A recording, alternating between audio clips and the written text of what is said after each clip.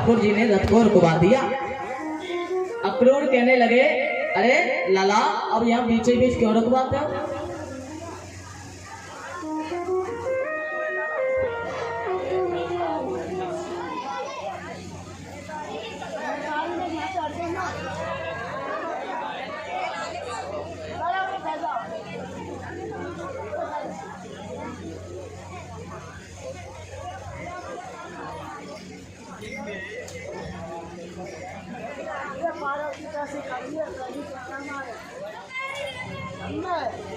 बोलो वृंदावन बिहारी लाल की। भैया कथा जल्दी जल्दी सुन लो, ऐसे ना चल पड़ेगी।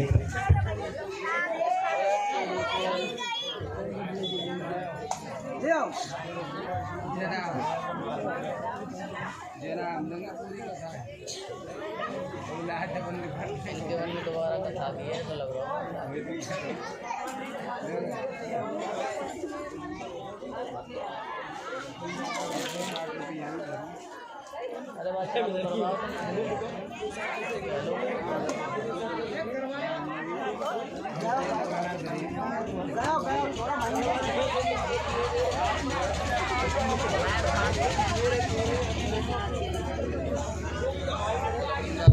वृंदावन बिहारी लाल की।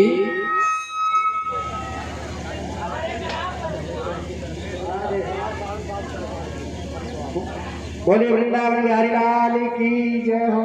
बाबलू जी फरीदाबाद से 150 रुपए देकर महाराज जी का स्वागत कर रहे हैं। जो चुन्नी भैया के साधु साहब हैं, एक बार जोरदार ताली बजाओ प्यारे। साधु साहब को दम लगा रहे हैं आपका।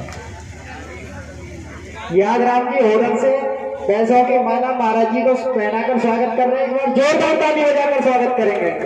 और हमारी सभी टीम को द्रव्य दक्षिणा देकर स्वागत कर रहे हैं। एक बार जोरदार ताली।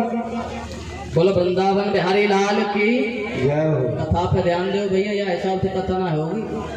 बोलो वृंदावन बिहारी लाल की। आज भगवान ने एक जगह सुनसान जगह पर रुकवाया तो अक्रूर कहने लगे, प्रभु यहाँ क्या है? लेकिन भगवान उतरे और एक वृक्ष के नीचे क्या देखा कि मेरी किशोरी बैठी हुई है। जाकर के किशोरी से कहा, राधे क्या तुम मुझे जाने की आज्ञा नहीं दोगी? किशोरी ने कहा, आपको रोका किसने? अब जाओ, यहाँ क्यों आए हो? आज यह कहकर के किशोरी रो पड़ी। भगवान ने कहा, किशोरी यदि तुम सच्चा प्रेम मुझसे करती हो तो आज आप चाहे जितना भी रो लो, लेकिन पीछे से मत रोना यदि मुझसे प्रेम करती हो तो। कहते हैं आज किशोरी इतना रोई कि एक सरोवर का निर्माण कर दिया। भगवान मथुरा के निकट पहुंचने वाले हैं। किसी ने आकर के गोकुल में बताया कि वह मेला देखने नहीं गए, कंस ने उनको तो मरवाने के लिए बुलाया है। जैसे ही ग्वाल वालों ने सुना कि हमारे कान्हा को कंस ने मरवाने के लिए बुलाया है, जो ग्वाल जैसे खड़ा था वैसे ही दौड़ पड़ा और कहने लगे, अरे कान्हा हम आ रहे हैं, हमारे होते कंस तेरो कुछ नहीं बिगाड़ सके। भगवान ने देखा कि ब्रजवासी पीछे से दौड़ रहे हैं, रथ को रुकवा दिया और अक्रूर से कहा, आप जाओ, मैं ब्रजवासियों के साथ आऊंगा। ब्रजवासियों के साथ भगवान ने मथुरा में प्रवेश किया। मथुरा में भगवान ने प्रवेश किया तो जो गांव से गए थे शहर में गए तो जो जैसा खड़ा था वैसा को वैसा ही चला गया। कोई स्वापी से ही चले गए तो कोई बनियान से ही चले गए महाराज। और सखाओं ने कहा भगवान से, प्रभु तुम्हारी नंसार में आए हैं और तुम तो अच्छे कपड़े पहने आए, लेकिन हमने तो सुनो के सारे कंस ने तुमको मरवावे को बुलाया है तो कपड़े भी ना पहन पाए। कोई जुगाड़ करो ना जिससे कि हम भी कपड़े पहन पाए। भगवान ने देखा कि आगे से एक धोबी चला आ रहा है। भगवान ने कहा, अरे धोबी मामा जी, इन कपड़ों को हमारे ग्वालों को दे दो। धोबी ने कहा, अच्छा गांव के ग्वारिया तुम ही हो कृष्णा? ऐसा ना हो, कि कंस ने तुम्हें मारने का प्रण लिया है, उससे पहले मैं ही मार दूं, चुपचाप चले जाओ, अभी पहना दूंगा राजसी वस्त्र। संघ के साथियों ने कहा, ग्वालों ने कहा, लाला ये कछु ज्यादा ना बोल रहे हो। तो भगवान ने कहा, तो क्या करे जाए, बोल करे कहा जाता है सारे में। भगवान ने एक तमाचा मारा और उसके पांव पखेरु उड़ गए और उसका गोविंदाय नमो नमः कहते हैं धोबी मारा गया। भगवान ने जो वस्त्र हैं उनको लिया और अपने ग्वालों को दे दिया, लेकिन चक्कर पड़ गया। जो राजसी वस्त्र हैं वो बड़े बड़े हैं और ग्वाल जो हैं छोटे छोटे हैं। अगर नीचे का वस्त्र पहन ले तो ग्वाल पूरा ही ढक जाए और ऊपर को पहन ले तो नीचे तक ढक जाए। अब तो व्यवस्था नहीं बैठ रही। सभी ने कहा, लाला वस्त्र तो मिल गए पर ये सेट नहीं है। भगवान ने कहा, वो भी होगा, चिंता मत करो।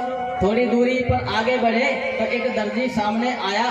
दर्जी से कहा, क्या तुम इन वस्त्रों को सही कर सकते हो? दर्जी ने उन वस्त्रों को सी करके दिया। सभी ग्वालों ने वस्त्रों को पहना और कहा, अरे लाला इस दर्जी ने हमारे लिए बहुत अच्छा काम किया है, कछु जाको आशीर्वाद दे दे। लाला ने कहा कि आने वाले समय में दर्जियों के लिए मैं आशीर्वाद देता हूँ कि जितने का कपड़ा नहीं होगा उससे ज्यादा सेवाई हो जाएगी।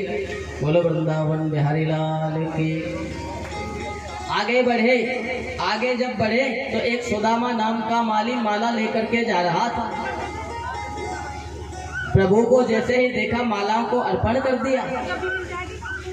भगवान ने उसको भी आशीर्वाद दिया और कहा कि आज से मैं आशीर्वाद देता हूँ, आज के बाद जब से जन्म होगा और मृत्यु तक तुम्हारे पुष्पों का काम लिया जाएगा। बोलो वृंदावन बिहारी लाल की। अब ग्वाल कहने लगे, भैया अब तो चकाचक है गए, बस एक काम की कमी रह गई है। बोले क्या? कि कहा जाता है ब्रजवासी को माथो जब तक ढंगते नाय पुते, जब तक ब्रजवासी को सबर नाय हो है। भगवान कहने लगे कि वह भी इच्छा जरूर पूर्ण होगी। सामने से क्या देखा कि एक 3 जगह से टेढ़ी और एक कुरूप नारी चली आ रही है। जब मथुरा गए तो नंद बाबा ने सभी को समझाया था कि लाला वहां जाकर के शहर में जा रहे हो, किसी को छेड़ मत देना। ये तो तुम्हारा गोकुल था, वृंदावन था, जहाँ गोपियों को छेड़ते रहे। भगवान ने जैसे ही सामने से आती उस कुरूप नारी को देखा तो भगवान ने सुंदर आवाज लगाई और कहा, अरे सुंदरी इधर आओ। जैसे ही सुंदरी कहा, कुब्जा ने चौंक करके देखा कि आज तक तो किसी ने सुंदरी नहीं कहा। और सभी ग्वाल कहने लगे, भैया बाबा ने पहले नाई करी, देख जाने तो आज एक नारी को छेड़ दियो जे पिटवावे गो। यहाँ कुब्जा सामने आई और भगवान ने कहा, सुंदरी तुम हमें चंदन दे सकती हो? कुब्जा ने भगवान के मस्तक पर चंदन लगाया। भगवान ने आशीर्वाद स्वरूप कुब्जा जो 3 जगह से टेढ़ी थी, उस कुब्जा को भगवान ने और एक झटका मारो और सीधी कर दी। संतों ने तो गाया है, अरे सीधी कर दई कुब्जा नार, लगाए दियो जा में झटका। सीधी कर दई कुब्जा नार, लगाए दियो जा में झटका। सीधी कर दई कुब्जा नार, लगाए दियो जा में झटका। लगाए दियो जा में झटका, ओ लगाए दियो जा में झटका। लगाए दियो जा में झटका, ओ लगाए दियो जा में। ओ सीधी कर दई कुब्जा नार, लगाए दियो जा में झटका। सीधी कर दई कुब्जा नार, लगाए दियो जा में झटका।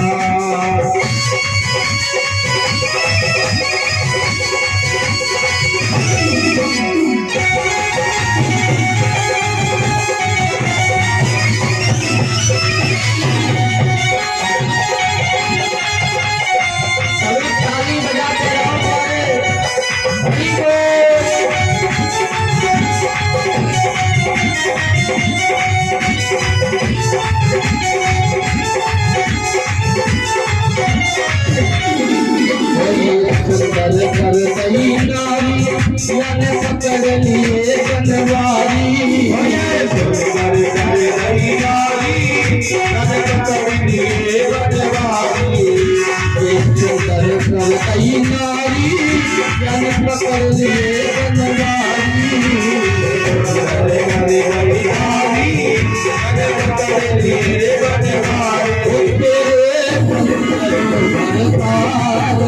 लगाए दियो मेरे संग चलो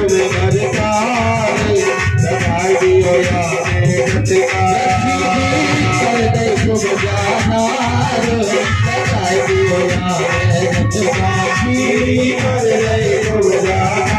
लगाए दियो लगाई दियो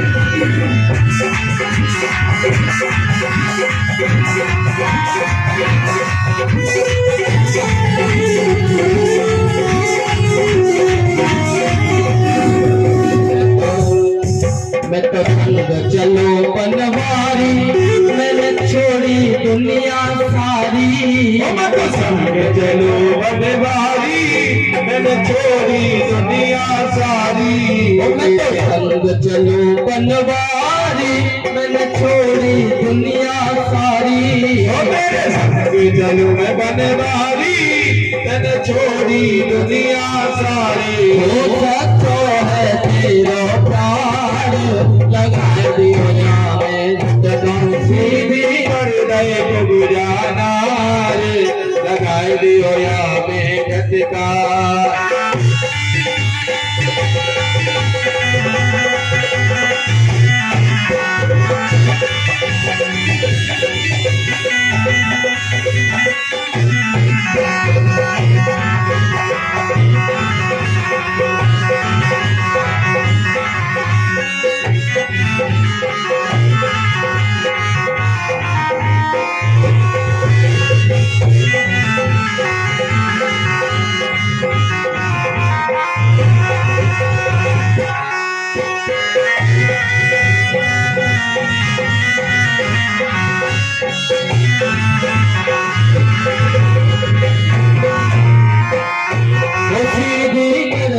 को बजाना लगाए दियो सीधी कर दे गुजाना लगाई दियो लगाई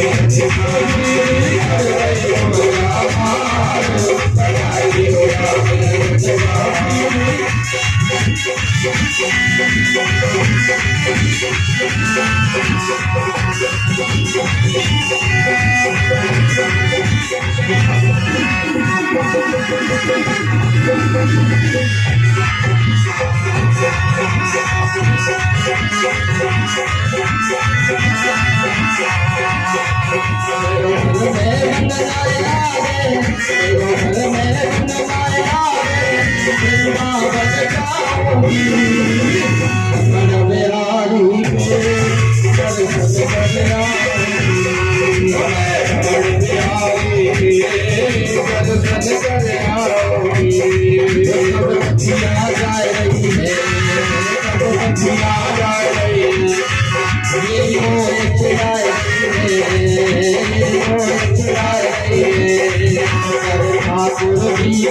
दर्शन जीवन सफल बनाए ठाकुर जी के दर्शन जीवन सफल बनाए यमुना जी के जल में यमुना जी के जल में आए आओगी बिहारी के दर्शन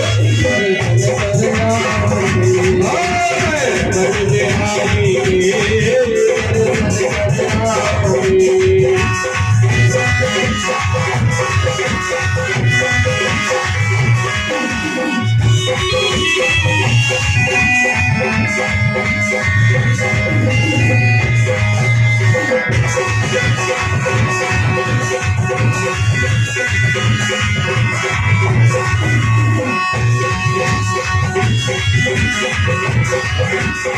हरि बोल।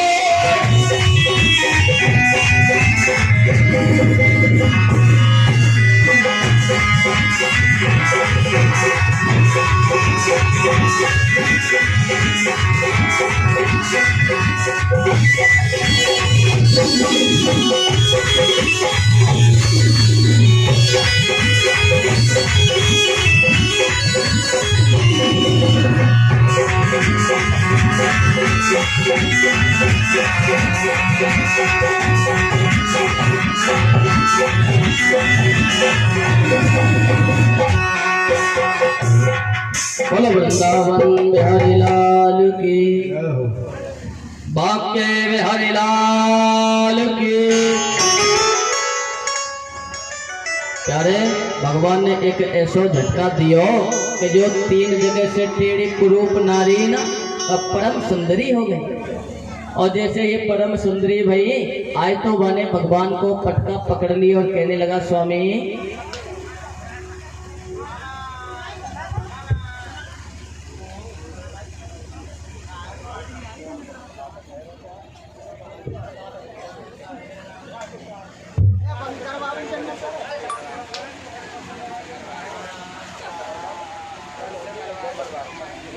बलवा के बिहारी लाल की।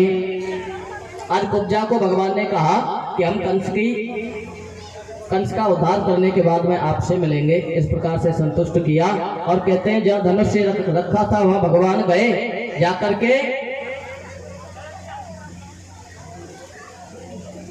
उस धनुष को तोड़ा और जैसे ही धनुष टूटा चारों ओर हाहाकार मच गया और सब कहने लगे कि अब कंस का काल आ गया है। दूसरे दिन मल्ल युद्ध हुआ जिसमें कुबलिया पीड़ नाम के हाथी को मार करके भगवान ने प्रवेश किया और अंदर जाकर के चाणूर आदि जो पहलवान हैं उन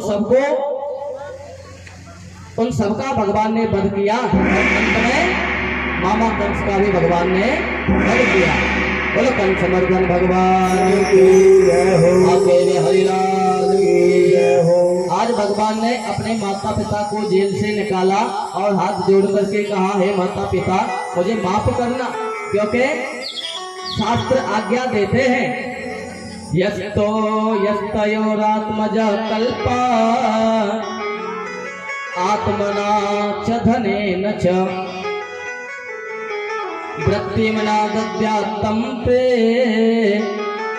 स्वमांसं खादयन्ति।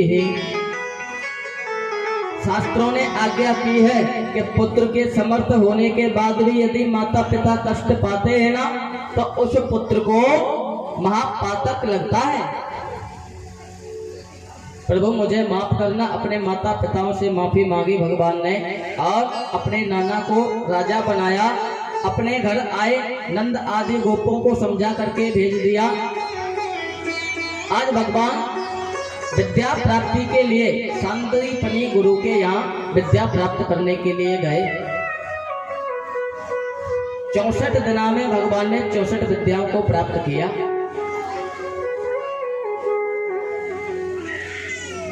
गुरु दक्षिणा में गुरु माता ने अपने मृत पुत्र को मांगा। गुरुपुत्र मिहानीतम निज कर्म निबंधनम आनयस्व महाराज मच्छासन पुरस्कृत। भगवान यमराजपुरी की संयमनीपुरी में गए यमराज जी की में और वहां से लाकर के उस पुत्र को लौटाया। भगवान आज माता देवकी के साथ रहते तो हैं, लेकिन जिस समय माता देवकी उनके लिए भोजन देती है तो वो क्या देखती है कि भगवान भोजन को छोड़ करके रोने लगते हैं। माता देवकी ने कई दिन ऐसा देखा तो आज उनका एक मित्र है उद्धव से माता ने कहा कि कुछ बातें ऐसी होती हैं जो माता पिता को बच्चे नहीं बताते। तुम उनके मित्र हो, तुम एक बार उनको पूछो ना उनको क्या दुख है। भगवान से उद्धव ने पूछा तो भगवान ने कहा उद्धव मुझे उन ब्रजवासियों की याद आती है उधो मोहे ब्रज बिसरत नाही, हंस सुता की पावन कजरी और कुंजन की छाही। उधो मोहे ब्रज बिसरत नाही। अरे उधो, मैं उस ब्रज को नहीं भुला पा रहा हूँ जिस ब्रज ने मुझे इतना प्रेम दिया। उद्धव बड़ा ज्ञानी था, भगवान से कहा, अरे प्रभु आप कैसे झूठे संसार में पड़ रहे हो? वो गांव के गवार हैं, अब तक वो तुमको भूल गए होंगे। भगवान ने देखा कि इसको ज्ञान का ज्यादा बुखार चढ़ा है, इसलिए उद्धव से कहा, उद्धव गच्छ शीघ्रम ब्रज हे सखे सुंदरम, श्रीलता कुंज पुंजादिभिर्मंडितम, शैल कृष्णा प्रभाचारु वृंदावनम, गोप गोपी गणैर गोकुलम संकुलम। हे उद्धव, तुम शीघ्र जाओ और वो अनपढ़ जो ग्वाल वाले हैं ना, जो सखियां हैं ना, उनको समझा करके तुम आओ। मेरे बाबा को, मेरी मैया को तुम समझा करके आओ। आज उद्धव वृंदावन की तरफ चला है। मथुरा से जब उद्धव वृंदावन पहुंचता है, सबसे पहले नंद भवन में जब जाता है, राधे जय श्री राधे। देखो भोला मामा जी जो फौजी साहब हैं, हमारे देश के रक्षक हैं, वो हमारे महाराज जी का और हमारी टीम का स्वागत कर रहे हैं पटकावा में। एक बार जोरदार ताली बजाएंगे भोला फौजी जी के लिए। बोलो वृंदावन बिहारी लाल की जय, बोलो राधा रानी सरकार की जय, बोलो वृंदावन बिहारी लाल की।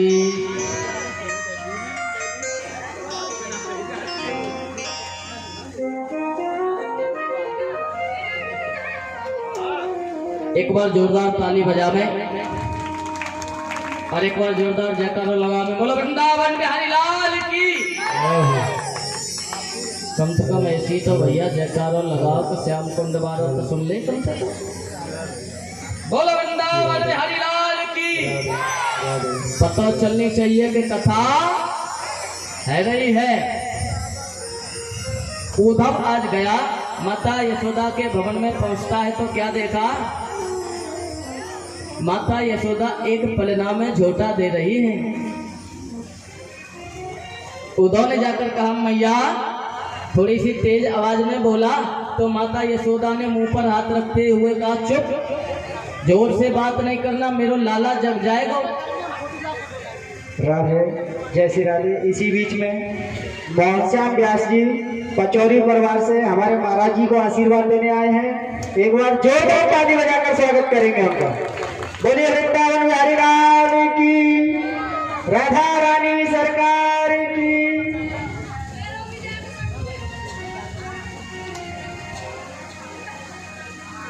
एक बार जोरदार ताली बजा करके इनका स्वागत करें, क्योंकि कहा जाता है जिस कथा में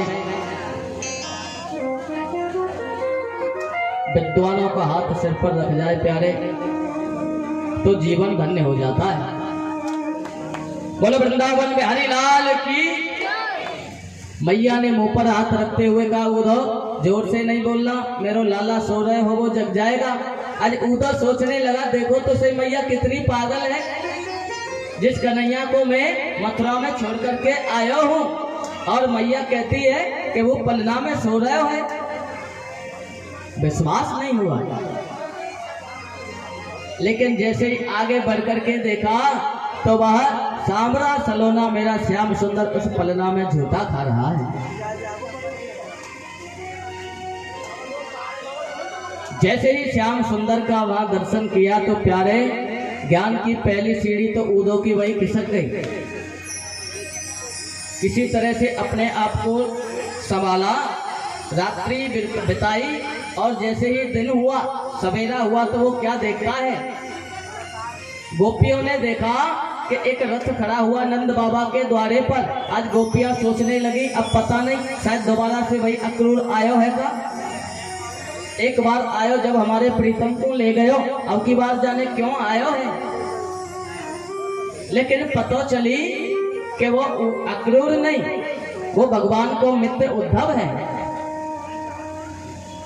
उद्धव ने देखा गोपियों का जो कार्य है, यस्मिन् जन प्राण वियोग काले क्षणं समावेश्य मनो विशुद्धम् निर्हृत्य कर्मायमाशुयाति परांगतिं ब्रह्ममयोर्वर्ण। प्राण निकलते समय याद करने पर ब्रह्म गति को प्राप्त होते हैं। ऐसा कहा जाता है कि हर समय भगवान का याद करना चाहिए। आज उद्धव क्या देखता है कि जो गोपी हैं वो एक क्षण के लिए भी भगवान को भूलती नहीं है।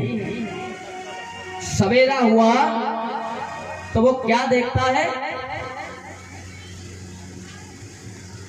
गोपिन के साधन धाम हरे, गोविंद हरे गोपाल हरे। गोपियां अपना दूध चला रही, दूध, और क्या गा रही है, गोपिन के साधन धाम हरे, गोविंद हरे गोपाल हरे। देखा एक गोपी अपने आंगन को लीप रही है, कोई आंगन लीप रही अपने, मन में यह देख रही सपने। आंगन को लीपती जा रही है और यह सोचती है क्या, यहाँ नाचेंगे पटपीत धरे, गोविंद हरे गोपाल हरे। वो क्या सोचती है कि जल्दी जल्दी से मैं अपने आंगन को लीपूं, यहाँ लाला आएगा और वह छोटी छोटी पावों में पैजनियां बांध करके नाच दिखाएगा।